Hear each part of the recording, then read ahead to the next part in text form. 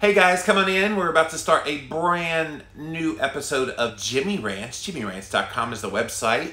And we start this show over on Instagram Live. We also simulcast on Facebook Live, 2 different pages. But we do the show on Instagram Live. So if you want to engage live in the show, go follow me over on Instagram. I'm at Living Low Carb Man, LIVINLOWCARBMAN. Once you're there, please engage in the content that I do on a regular basis on my page as well as my stories. But we do this show, Jimmy Rants, generally at 11 a.m. Eastern Time, Monday through Friday, on the weekends at 2 p.m. Eastern Time. And if I feel spunky like I do today, I also do a second show on occasion during the week, and it would be at 5 p.m. Eastern Time. So see all the past episodes over at JimmyRants.com, and then we also put them all up on YouTube. So if you go to YouTube, type in the keyword Jimmy Rants, you will find the show. So today, guys, I don't have an article to read. I don't really have any content prepared for you other than asking you the simple question, what do you want to know? Ask me literally anything you want. This is an open Q&A forum. Pretty much anything that you want within the realm of health, lifestyle, how you're dealing with the head stuff around this coronavirus crisis, really anything you want. Podcasting. I will tell you I've written extensively on topics like keto, obviously, fasting, cholesterol, you name it. I'm more than happy to take a stab at what your questions are. So I'm putting the call out to my Facebook page and my Instagram page. You guys are it. Give me some content. Now, I do want to follow up on something I did earlier on the earlier episode of Jimmy Rants. I had mentioned my concern about how people are responding to this coronavirus crisis and how I think a lot of people are dealing with the need to talk to a therapist. And so the story I did earlier was about resiliency, and at the end of it talked about if you need some help, seek professional help from a therapist. Well, I have been seeing one since before I went away on sabbatical in August, and she is wonderful. Her name is Rachel Freeman, and she does life coaching and talks to you over Skype, or maybe she has, it's Zoom call. And I mentioned to her that I wanted to do something to help you guys. And so she said, I'm going to cut my rates in half. And I want to help as many of your fans as possible because I told her my heart was I want to help people right now in this time of need. So she's cutting her rates in half. So she's doing 4 sessions. Normally 4 1-hour sessions would be $500. So she's cut that in half for you guys. If you need help, she's only offering this through the end of April because she knows people are really in angst right now. And so if you need that help and you can afford $250 for 4 sessions, I'll tell you what happens in 4 sessions. The first session, she kind of gets to know who you are. The second session, she kind of like transitions into a little bit of talking about things. The third session, I can tell you right now, is where the gold starts to take place. And by the 4th session, kind of remaining issues, and depending on how extensive you're freaking out right now, you're going to get such healing from 4 sessions. So those of you that asked about this, her name is Rachel Freeman. Write her an email. Go get you a piece of paper and a pen, or type it on another device. Get it down. You ready? Again, her name Rachel Freeman. So you got to email her, RachelLynnFreeman@gmail.com, RachelLynnFreeman@gmail.com. If you write to her and just write Jimmy Rants, Jimmy Moore as the header. I'm not getting anything for this, by the way. I just think she's fabulous. She's only taking 5 new clients. So if you want to take advantage of this, make sure you write to Rachel right away and let her know, hey, I heard about you on Jimmy Moore's show. I'd like to take advantage of the 4 sessions for $250. So hopefully that helps a lot of you guys out who have been struggling. And I promise you, if she gets more than 5, she's probably going to just say, hey, give me some time and I'll come back to you. So check it out, guys. Just wanted to let you know I did follow up with her.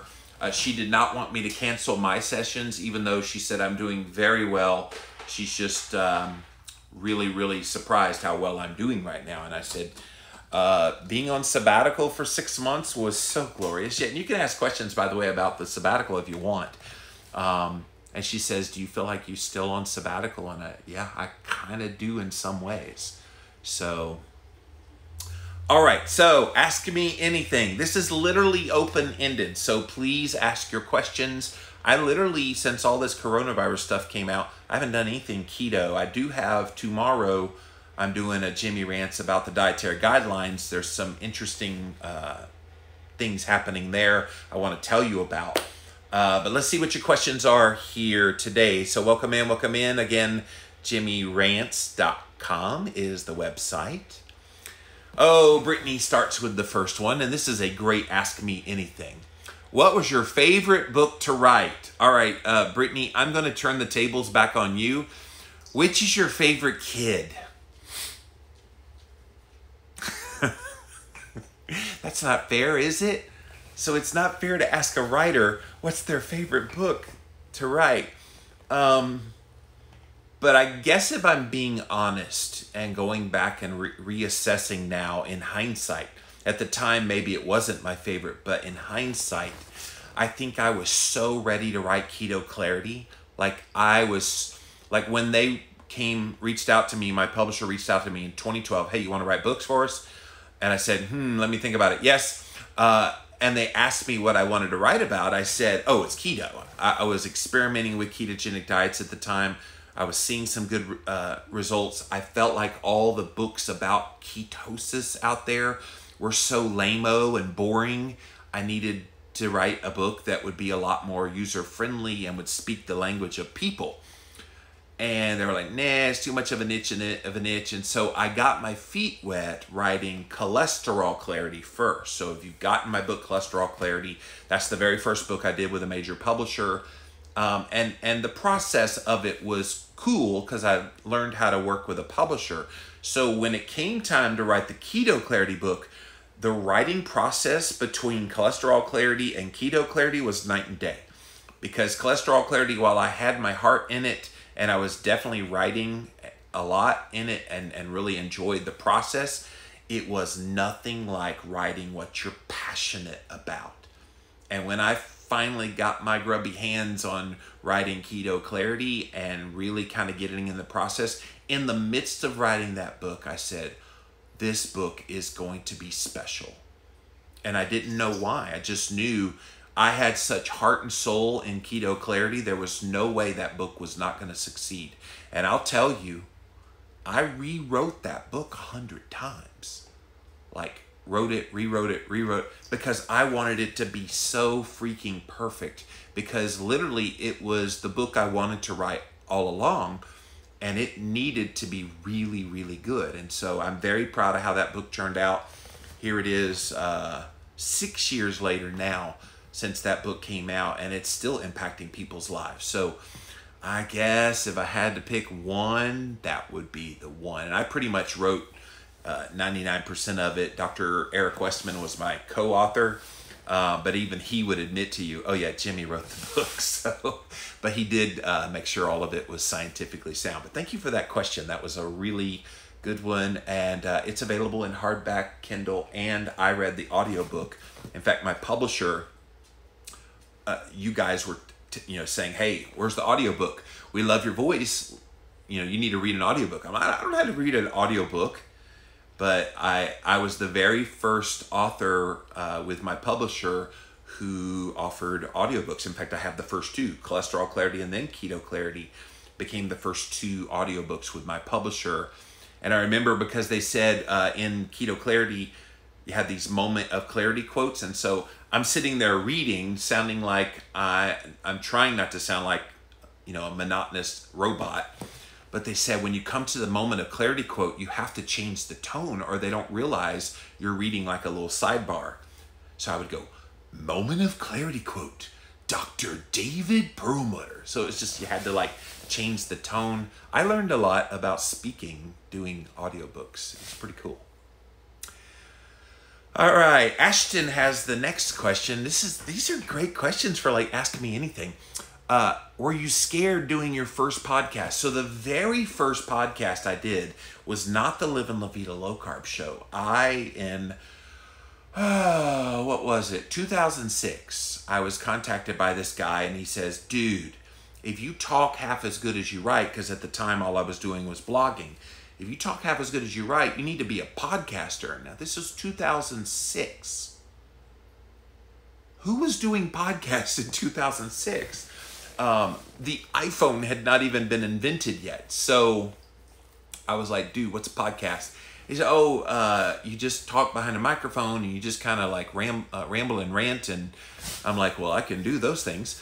And so what I ended up doing was I took some old blog posts that I had done and I decided to like dramatically read some of my blog posts. Because if you are familiar with my writing, you know I talk and I write in the exact same way.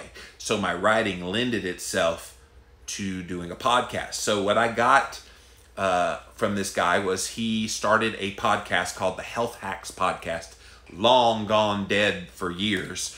But Health Hacks Podcast, I was one of the contributors. So it was like 4 or 5 contributors. We all did a 5-minute segment. So yes, they kept me limited to 5 minutes. That's freaking hilarious now because I do hours-long podcasts sometimes. But I would do 5 minutes. And after a few weeks, the guy came back to me and he said, dude, nobody's listening to any other part of the show except for Jimmy Moore. And I said, what? Yeah, they're like all responding to your stuff when none of the rest of our contributors can get anybody to pay attention to them. They want to hear more of you. You need your own show. And I was like, what? I was like full-time, my name in a show. And he's like, yeah, I think it would be good. So in October of 2006 is when we birthed the Livin' La Vida Low Carb show. And I remember I was kind of nervous and scared because I'd never done that kind of thing before. In the 90s, I was a Christian disc jockey at a Christian radio station. That was Amy Grant. Now here's Michael W. Smith. That's literally all I did. I did also, as part of that Christian station, they did give me my own like Christian countdown show. I asked if I could host one, so I did a little more than just like the transition with the music, but not really talking behind the microphone like I do now. So yeah, needless to say, I was very kind of stoic when I first started doing the Livin' La Vida Low Carb show. And I remember listening back. If you ever go on llvlc.com and you look up like the early episodes, like 1 through 100, oh my gosh. You hear how the technology has changed so much for the better. Like it's way better sound technology. Like even for these Jimmy rants, I use these microphones here. And it helps improve the sound. And so I sounded like I was inside of a tin can.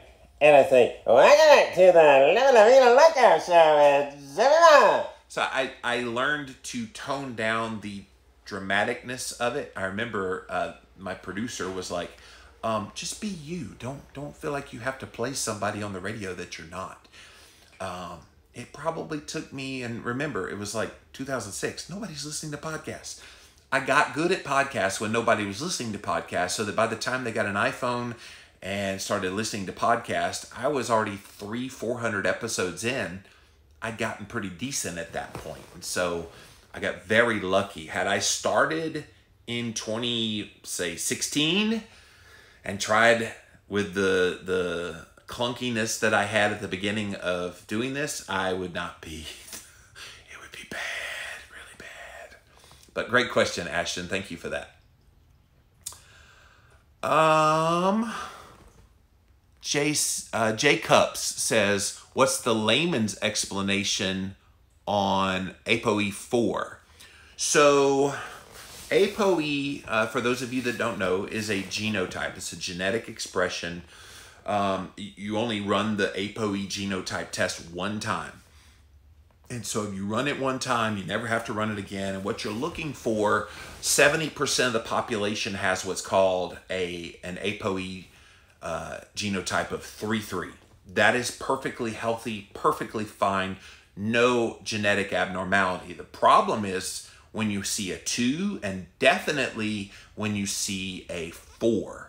And if you're an apoE 4-4, it tends to mean that you are at a much higher risk of heart disease and having complications. And so the way it impacts you is you have to shift, especially for people that have a 4-4, maybe you shift down in the amount of saturated fat. It doesn't mean no saturated fat, but it means shift down in saturated fat content because you have a higher propensity for becoming a hyperresponder in your cholesterol. It also will speed up inflammation in the body. And so apoE 4, not to scare you, but you really should know when all this coronavirus stuff is over, go run an apoE genotype test. Literally any doctor can run it. It's not hard to run. I think it's a part of like 23andMe.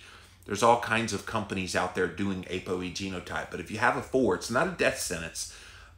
Some people think they get apoE 4-4. Oh my God, I'm going to die at 46 of a heart attack. And it's not a death sentence. It does make it more challenging, but it doesn't mean you have to worry. Now, there are also studies that look at apoE 4 as one of the contributing factors in developing Alzheimer's disease, but that makes sense because if it's an inflammatory type of genetic disorder, you would think, of course, it's going to start to work on parts of the body that are impacted by inflammation, which one of them is the brain, which is where the where Alzheimer's would develop. And so the thing you need to do is eat a diet that is low inflammatory. You know any diets that are low inflammatory? Oh, that's right. Keto and carnivore would be a great way to go. So I hope that helps.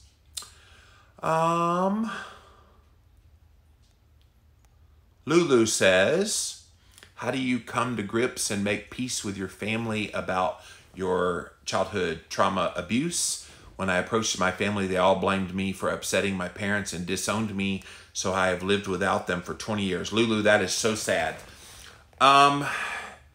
It's hard.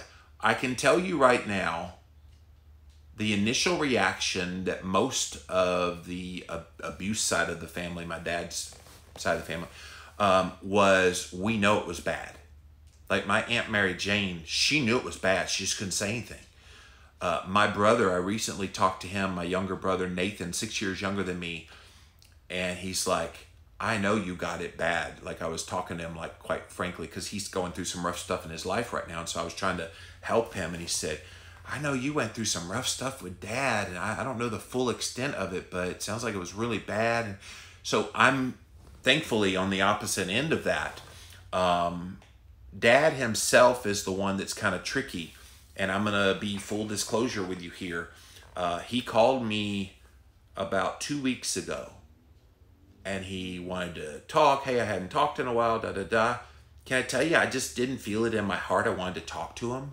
Again, I have great empathy for him because he got abused when he was a kid.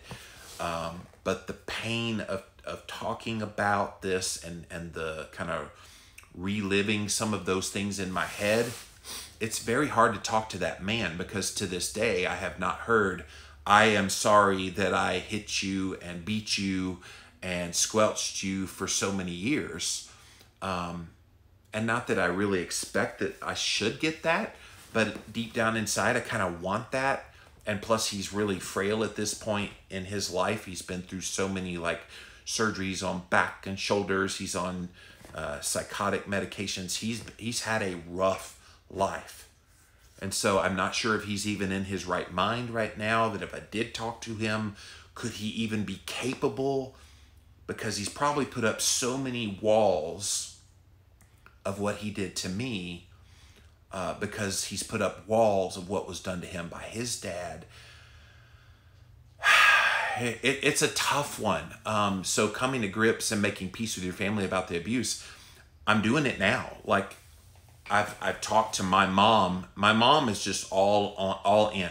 She just found out like 5-6 months ago that I was abused at all. She had no idea I was physically abused by my dad till 6 months ago. So as soon as she found out, oh my God, like she was so distraught. And I'm like, hey, don't put this on yourself. You didn't know, but it did happen. So she's had such empathy for me. And really everybody I've talked about this with in my family has, except for my dad. So I just had to come to terms with, he's had a hard life. He's not going to probably ever apologize for what he did to me. And I have to be okay with that, because I'm going to live long after him. And I want to live and thrive in my life and not get stuck in, I guess, letting what he did to me still haunt me all the way to the day I die. There's no sense in all that. All right, baby girl, I knew this question was going to come, and I'm going to keep it real brief for all the obvious reasons. She asks, are you still married? Yes, I am still married legally. In South Carolina, they make you wait 1 year when you are separated before you can file for divorce. I am currently separated, and we are headed that way. And I did ask that people not, go too deep on that, asking about it for all the obvious reasons. Just respect our privacy, be kind and compassionate. I still wish the best for her. And moving forward, we're just gonna leave it right there. That's kind of the story of what's happening. James wants to know, do you like cream cheese? Who doesn't like cream cheese? I want to give you a little hint, James, about cream cheese. Put it in your eggs. It'll make them so creamy. You have no idea how good eggs can be until you put cream cheese in them. So try that. Keto Artist wants to know, are you currently writing anything now? I obviously always have ideas in my head. I want to write something about this trauma piece. I'm still kind of doing my own investigation into like the science behind it, looking at the ACE study and some of the other things that are out there. I obviously have a lot of personal experiences I can share in a book. So that's one book I want to write. There's another book I want to do on the subject of stress someday. Nothing hard yet, just I want to write about stress and how you manage it well. I do want to talk about resiliency and how you overcome, things in your life. I have so many kind of book ideas swirling around in my head. But honestly, right now, the publishing industry is incredibly convoluted. So in the past few years, keto and keto books have been all the rage. For all the obvious reasons, people wanted to know information about it. And so that has started to die down in the publishing realm, by the way. So whereas books used to sell at a certain clip, they have slowed down significantly. And now with the coronavirus thing, they've pretty much just stopped. People aren't worried about their diet at a time like this. So in the publishing world, they're not signing as many new books. And even though I've had 3 international best-selling books with my current publisher, they're not really showing a propensity to want to publish any books outside of the realm of what they've been doing. So they started off as a paleo publisher, then they became a keto publisher, and now they're in this crisis of they don't know what they are now. And they keep asking me, what's the next trend? And I said, well, it might not be a trend in diet. It might just be some of these lifestyle things. And so they're in flux, to be honest. So if I do write another book, I obviously want to do it with a publisher, but if I can't find a publisher, I will self-publish definitely a childhood trauma book at some point. I've got a lot of ideas. Currently, no. I'm trying to still just kind of absorb what we're going through right now. If I get too involved in thinking about a book, because when I go in on a book, I go all in on a book. What was it? Cholesterol Clarity, 6 months. I just was real intense of writing that book at 6 months. Keto Clarity, 9 months. Real intense. And that's from the start of writing with nothing on the page till I finish the manuscript, not the finished book. That's just writing on the manuscript. Obviously, there's another 6 months after that to get it out to stores. So yeah, that's kind of my process, but I'm not doing anything new right now. When the time comes, I will be ready. I am loaded for bear with a lot of stories on a lot of different subjects. So when the time comes, I will be able to pump it out. Sharon wants to know, are you going to do any group fasts with us again soon? I can use all the help I can get because I've been stress eating big time. Sharon, can I tell you, in the midst of this coronavirus, if you want to fast, go for it. But can I tell you, with all the stress and fear and uncertainty and everything inside of people's bodies right now, this is not the time to be fasting. Now, if you want to fast, again, you know yourself, you know you're staying pretty chill, go for it. But I know from personal experience, when people are under stress, stress is the best way to raise your hunger levels. So when you're hungry and you've already said you're having stress eating, which means you're craving foods that you otherwise would not be eating, it's not a good time to fast. I know you think in your head, well, if I just fast, those things will all calm down because the boost in growth hormone, the boost in all the things that you're trying, ketone levels, lowering of blood sugar, all that will be good. If you're stressed, it's going to be murder trying to fast. So what she's referring to is I've led some 7-day fasts before. I will lead a fast. I was planning on doing it before all this came out, but times have shifted, and it's not the time, at least for a lot of people dealing with the stress over this, to be fasting. My friend Brittany says nothing from Jimmy is lame-o or boring. No, if I ever do something lame-o, well, I could do some lame-o, but boring is not Jimmy Moore. It's not in my blood to be boring. She said, what would you say is the first step in writing a book? Well, let me just talk about some of the steps then, Brittany. Know why you're writing it. Because if you don't have a purpose, like right off the bat, then it's going to flop. So when I wrote Keto Clarity, which was my, classic book everybody knows, my number one thing that I did first was, I want to write a book in lay people's language that makes ketosis so stupid easy to understand that you'll want to go learn more. Some of the reviews that I get on Amazon are very amusing. This is the worst keto book ever. It was so simplified. Anybody could do it. I'm like, oh, thank you. But they made it a 1-star review as if it was bad. Then you had the opposite end. This was the ones that really tripped me out. This is the most difficult book I've ever read on ketosis. I'm like, please tell me any other book that is as simple as Keto Clarity. I mean, if you can't even understand the simplicity of Keto Clarity, then you're never going to get it from anybody else. But that's the first step. Know what you're doing in the book. So if your purpose is to make it very easy to understand and make it very clear language so that anybody could understand this and want to learn more, then from there, come up with the concepts for the chapters. And so you don't have to come up with chapter names and titles just yet, but just the general gist of where you want to go in the book. Try to make it about 15-ish chapters just to start. Sometimes what will happen is when you list out chapters, you'll find that within a chapter, you probably have 2 chapters. So you might branch it off. I want to say Keto Clarity had 21 chapters, if my memory serves correct. And so you just want to get that on paper and make an outline of where you're going. And then just start writing. Like I've done many books where I just brain dump. Like I know I want to end the book somewhere, I just get it out. So when I'm rereading, I go, oh, that can go in that chapter. Oh, that's perfect for chapter 6. And then brain dump some more. And then you kind of collate these thoughts and you throw them into the chapter you want to put them in. Then when you go to that chapter and you've got all these words on paper, that makes my brain so happy. When I'm writing and I'm able to go to a chapter, it already has words, I can rewrite those words and expand the words, and then it grows, and then it gets longer, and then I could add a story here, or I could add a quote from someone in here, and it just is a methodical process for me. I love it. It gets my juices flowing. I can't wait to write my next book. I've written 9 books.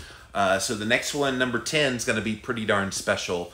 But that's kind of the process of where I go. And then I refine it. Still, Keto Clarity is the only one I've reread 100 times. Most of the time, it's about 25 to 30 times that I'm rereading and rewriting my manuscript.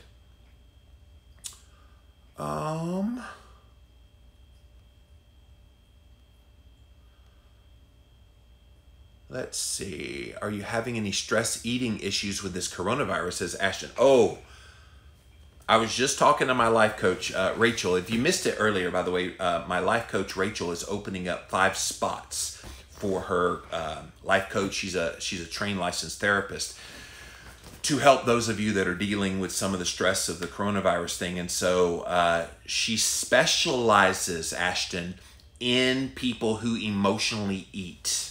So this is her very specific field of expertise, and then she can do therapy things as well, but that's her specific focus. So if that's you, again, Rachel Lynn Freeman at gmail.com, RACHELLYNNFREEMAN at gmail.com. Just put Jimmy Rants, Jimmy Moore in the title, and she'll give you half off of her services right now for 4 sessions. So for me, I was just telling her about this. I was in like a 7-Eleven store recently getting a diet soda, and I remember walking right by all the junk food. So all the Swedish fish, all the candy bars, all the cookies, all the chips, all the crackers, all the everything. And for a brief moment, I looked at it and went, and then I caught myself and I said, I don't really want that. Why am I being drawn to that? So yes, I have been tempted, but have I gone through with it and stress eat? No.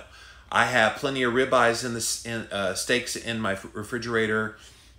My backyard chickens are laying over a dozen eggs a day, so I'm able to get ones from there. I'm eating some cheese with those things.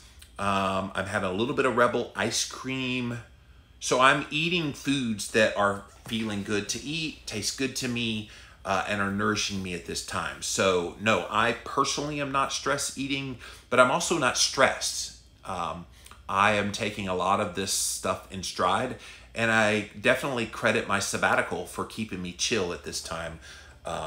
Everybody should have gone on a 6-month sabbatical before this, because it would have helped you so much.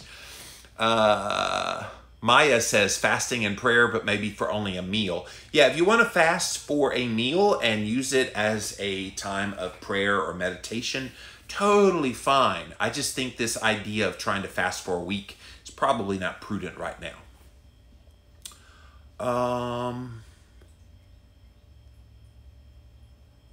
Natalie says, is Keto Lifestyle YouTube channel still trending? I don't know about that, to be honest, Natalie. I know Dr. Barry is one of the bigger names out there. He's over 1 million subscribers. I know my friend Suzanne Ryan, Keto Karma's there. Keto Connect is there. My buddy AD Keto still does videos there. I talk about keto there. I don't know about trending. I just know in the publishing world, keto's kind of a dead subject right now. There's a few books selling. I mean, Keto Clarity still sells decently. But some of the like fringe ones, not so much anymore. Where keto is going to continue to sell for probably 5 more years, at least 5 more years, really strongly, is in the food market. So anybody that's got a food product that is keto, the good ones anyway, there are some really crappy ones out there, so try to avoid that. But I think the food market will be strong for a while. But the publishing market, they have moved on, and they're looking for the next diet trend.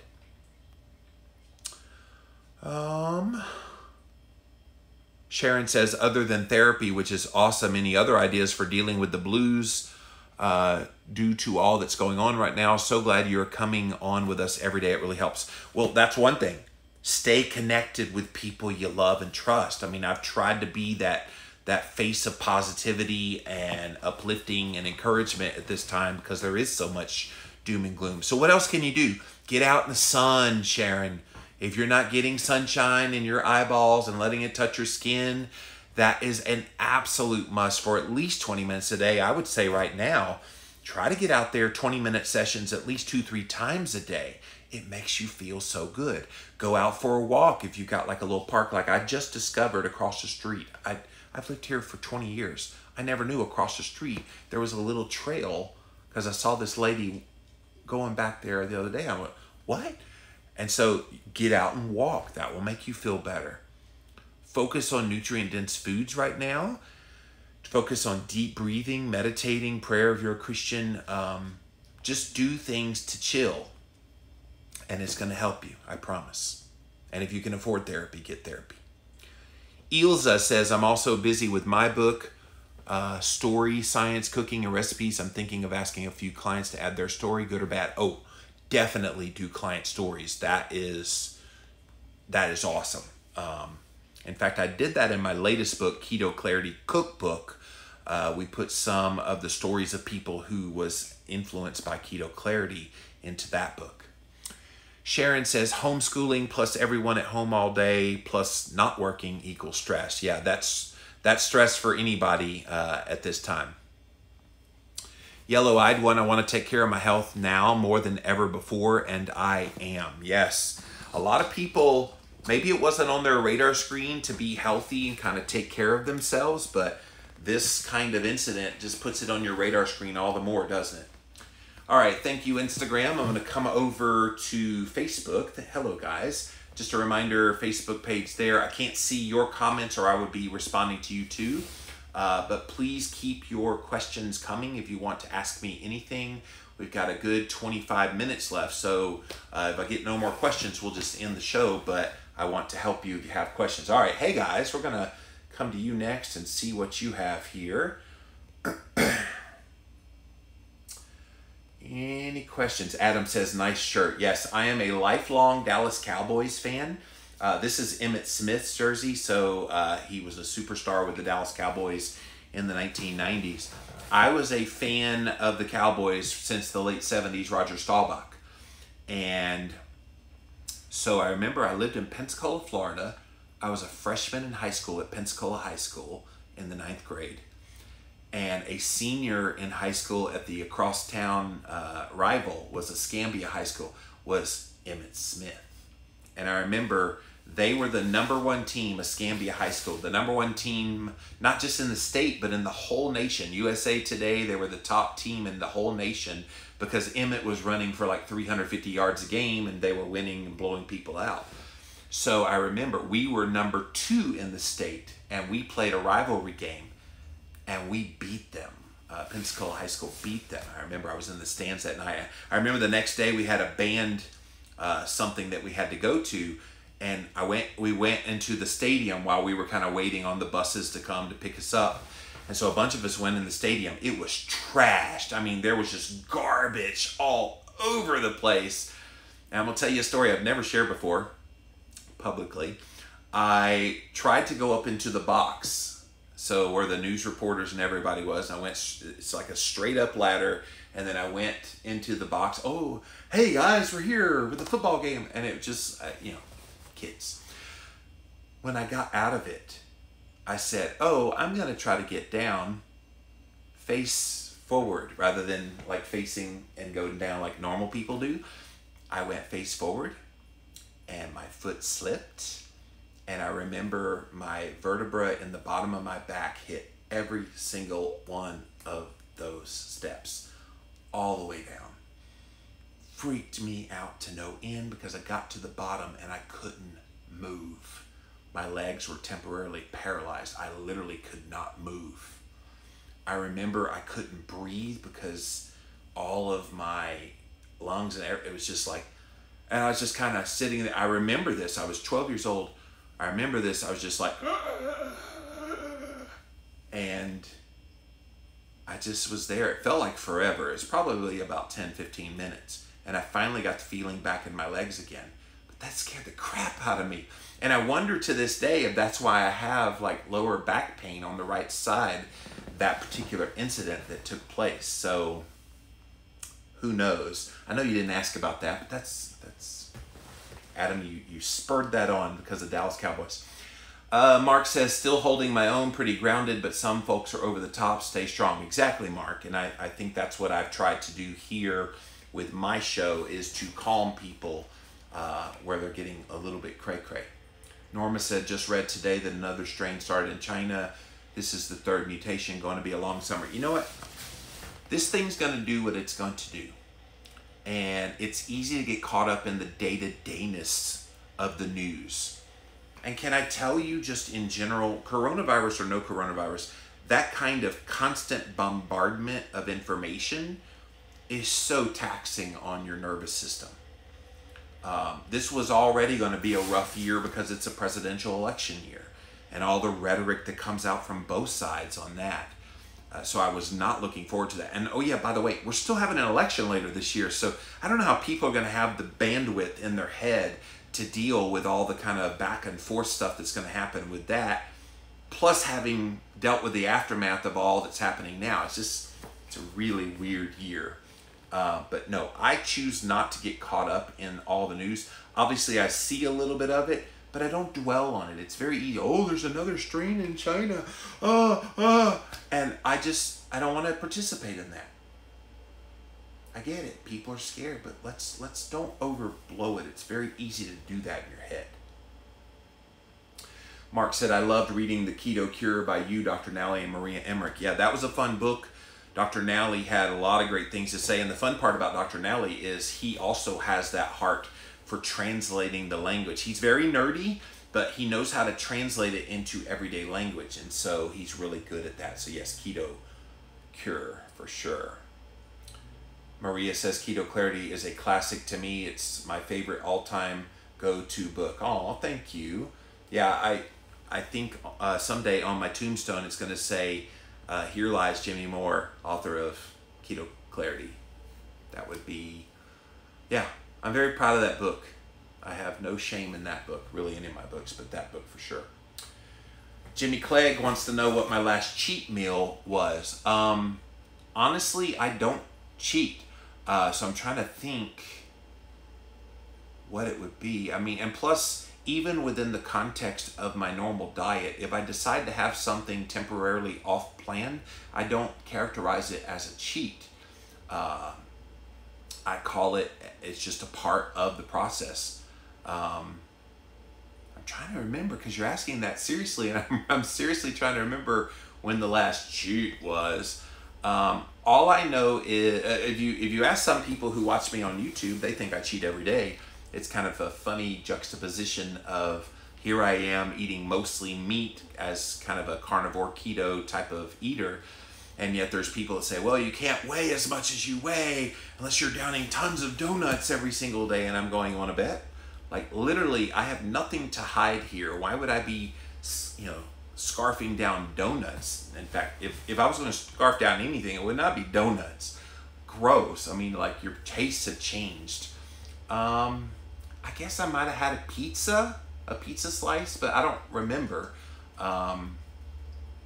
Yeah, honestly, I don't remember. And really, at this point, we have such sophistication with sweeteners and almond flour and things. You can pretty much keto-fy anything at this point. So no need to cheat, but thank you for that question.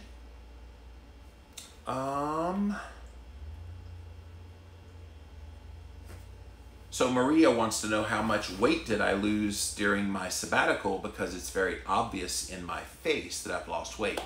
It's going to shock you, Maria. You ready?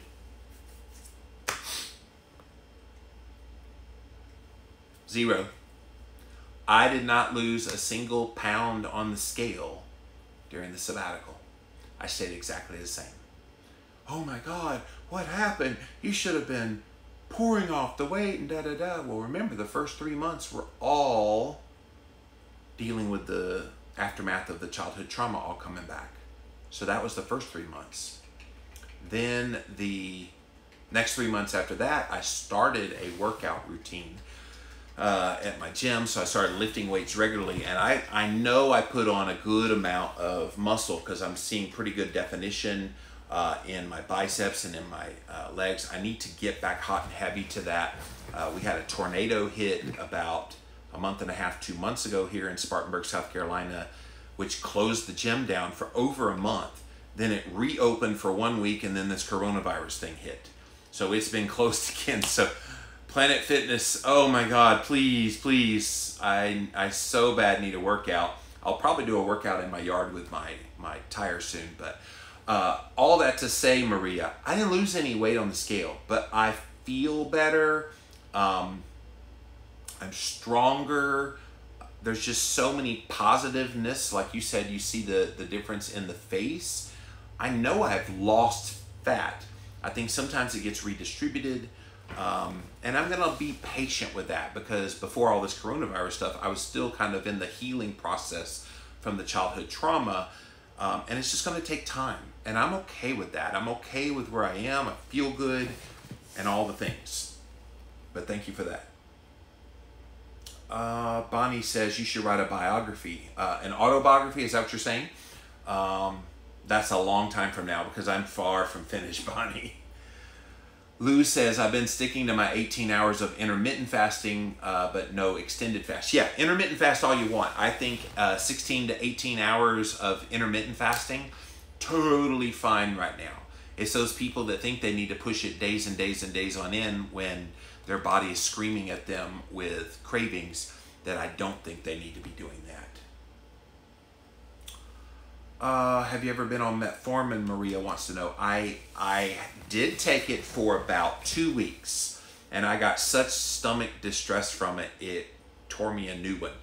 And so I got off of it. I know that it's a popular drug to put someone on with diabetes, of course, type 2 diabetes, but for insulin resistance. Well, I recently did a Jimmy Rants. Go back and look at it, jimmyrants.com, or over on YouTube. In fact, if you go to YouTube and type in Jimmy Rants Metformin, you will find this episode where they are finding that there's an ingredient in Metformin that they found in several, an independent online pharmacy found several of them had this ingredient that was highly carcinogenic. So go watch that. I probably would not touch Metformin because of that, personally. So thank you for that question. All right, let's come back over here, see if you guys have anything new. Any new questions? Do you use any dairy, says Sharon. I would love to try to cut it out for a bit due to my rheumatoid arthritis. That is an autoimmune condition, and you should probably try to eliminate dairy. But it would help with, I bet it would help with inflammation, but I just love cheese and cream in my coffee. So, yes, you asked me, do I use dairy? Yes, I do. I have never had any issues that I know of when it comes to dairy. I don't feel bloated after eating it. I know a lot of people do. I don't see inflammation issues from it. But if you have an autoimmune condition like rheumatoid arthritis, it's in your best interest to eliminate it. And so what can you do instead of cream in your coffee? How about ghee? Have you ever used ghee in your coffee? Obviously MCT oil and coconut oil, those would be non-inflammatory fats that you could put in there. As for cheese, there are some cheeses out there that are okay. Kite Hill is a good name brand. If you want to try something, they tend to have a softer cheese. As far as block cheeses, I have seen that some people, even with autoimmune, that have a reaction to dairy, do pretty good with raw dairy. So if you can get your hands on raw dairy, try it, see how you do. Not everybody does well with it, but definitely ghee is a great alternative for people that don't want dairy. Ilza says, we're locking down in 20 minutes from now. The arrogance most people have and attitude is shocking. I'm happy to be home. Yeah, I did a Jimmy Rants the other day about why people are so defiant of kind of this order to socially distance and why they think they're invulnerable. Really fascinating. Again, go back, watch that one at jimmyrants.com if you missed it, because and it's not something that rational people can wrap their heads around. But it seems to be the younger generation. I got kind of called out the other day because it said something about millennials, and they're like, no, millennials are older now. We're 24 to like 39.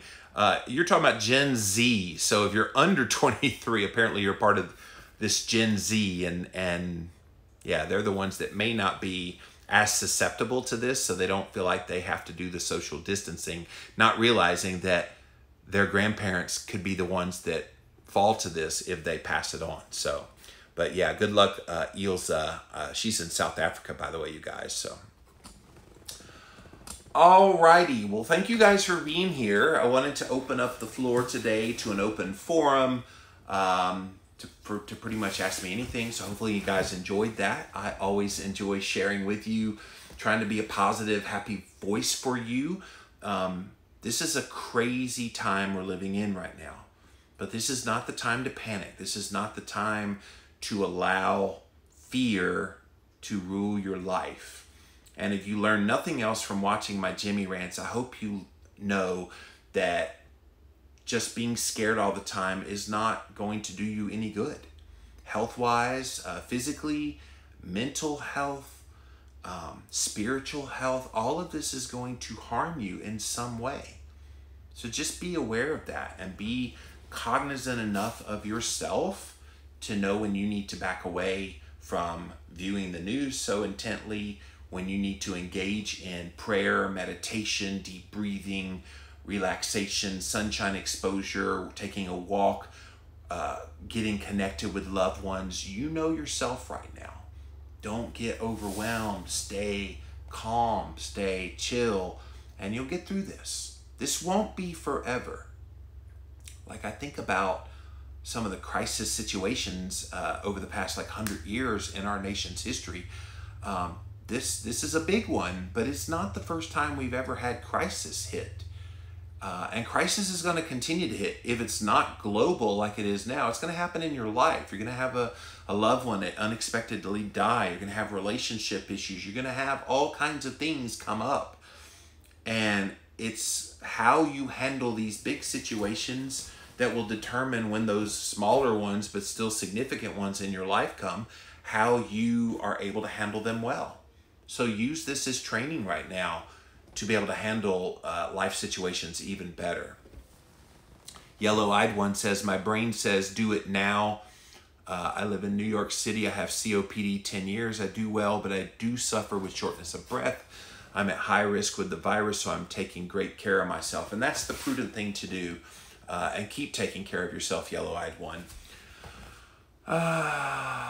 Candace says, we have a 20-year-old in my local ICU. Yeah, this isn't just an old person issue, this COVID-19. People are kind of characterized, oh, only old people are getting it and dying. And it's like, okay, let's just kind of slow our roll because it has mutated. And so there are kind of issues that are coming up that it's affecting even younger people. Norma says, March 29th is a National Day of Fasting and Prayer. We'll be doing this. Yeah.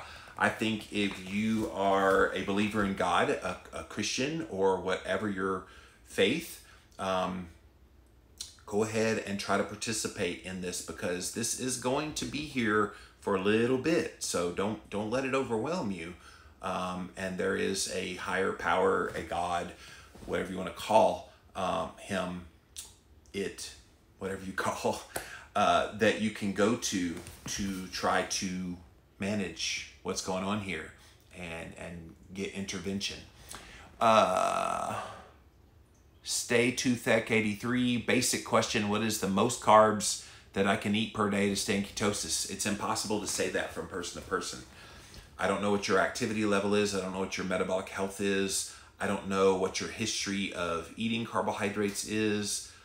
There's so many variables involved, so there is no maximum carbs that you can eat per day to stay in ketosis. If you're a marathon runner and you're fueling yourself with carbs, you could probably eat more carbs than someone that lays on the couch and is type 2 diabetic and insulin resistant.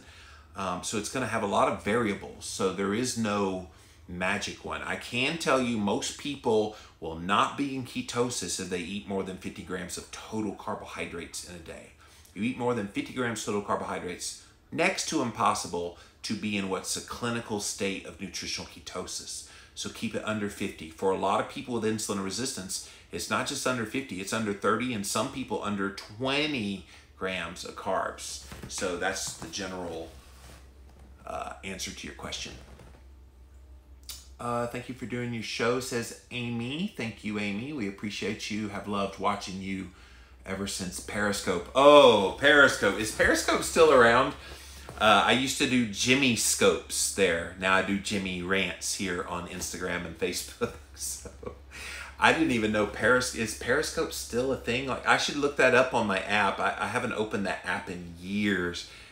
It was all the rage there for a little while, and then suddenly people just stopped doing Periscope. I think Instagram created their Instagram Live, and so everybody switched over to that. It was a lot easier kind of format. She says, yes, it's still around. Wow. I should pop on to Periscope just for funsies. I think I had about 10,000 followers there when I left, so I don't know who still is getting the push notifications. I would freak them out. Jimmy Moore has gone live on Periscope.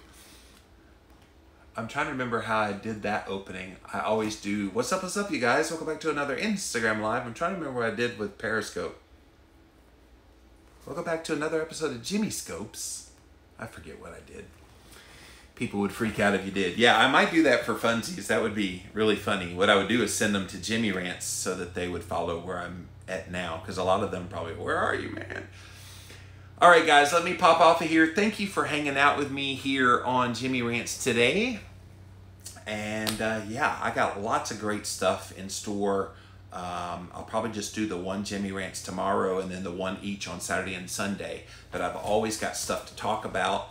Would definitely love to hear from you if you want to drop me a direct message here on Instagram or leave me a comment. If you're watching this on YouTube on replay, you guys can also send a direct message if you want to. Of course, I'm always reachable at Jimmy, Jimmy, at llvlc.com. Living La Vida Low Carb is what LLV is in Victor, LC means. And be sure to check out the show on YouTube. Type in the keyword Jimmy Rants, you'll find the show.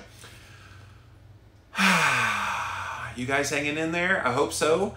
Until next time, Instagram Live, we'll see you then. All right.